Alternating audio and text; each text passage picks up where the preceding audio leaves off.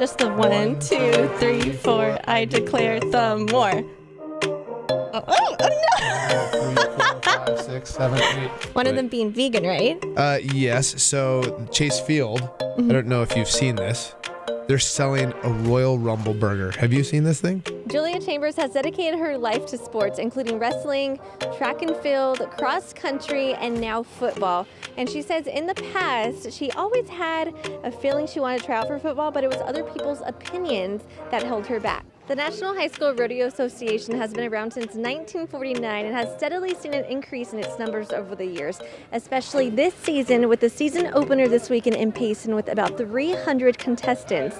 And President Jace Kirby explains what's helping keeping the association alive. I was born with mild cerebral palsy, and it's really affected me all throughout my life. There's been places in my life where I've been an outcast, but there's a lot of places where I've been accepted. So I was born with a rare syndrome called Klippert-Trenaunay-Weber syndrome, and that led my feet to get swollen. And so as I was growing up, my feet got swollen and it got to the point where I couldn't walk. So my parents decided to amputate my feet at the age of 2. 8 years old, I was diagnosed with a rare form of muscular dystrophy. And essentially, I've been using a chair part-time since I was about 9 years old and then full-time as a teenager. All different stories, all different disabilities, but what bonds each of them is the family and acceptance they found within the game of wheelchair basketball. When you're a kid, you don't want to be different, whether you have a disability or not. Robert Reed understands the adversity of adapting to a wheelchair and shares how wheelchair basketball provides inclusion. When I found wheelchair basketball, it really changed the game for me.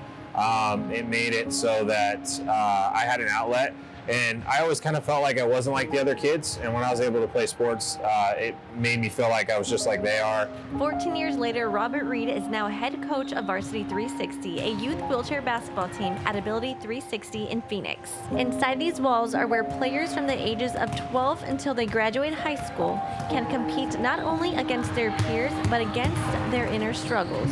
Basketball's really helped, I guess, my confidence in myself. Some of us are amputees, some of us are born with a disability, some of us develop a disability.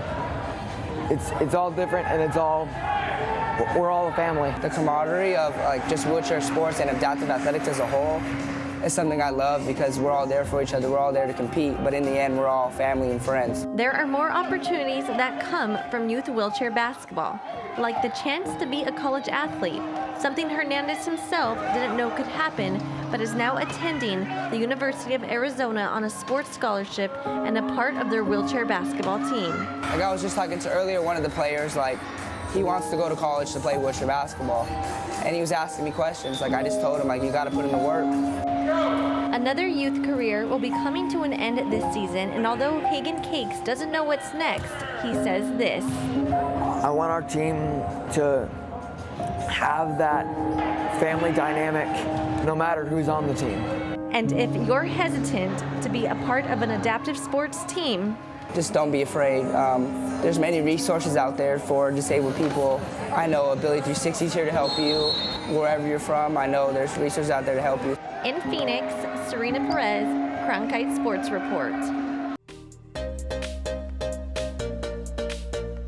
So today is National Cereal Day. So I was wondering if you had a favorite cereal. I don't really eat cereal these days, but when I was a kid, my favorite was Cinnamon Toast Crunch. Honey Nut Cheerios, here I come. Apple Jacks. Apple Jacks. I love Apple Jacks. Do you prefer pouring the cereal in first or the milk? Cereal in first, definitely. You gotta get it that perfect. Yeah, that's the only way to do it. I don't know, you're a little weird if you pour the milk first. I think cereal should always go first and then the milk. And it's really important to get that cereal to milk ratio because you don't want to end up with a whole bunch of cereal left. You don't want to end up with a whole bunch of milk left. You want to play for the tie.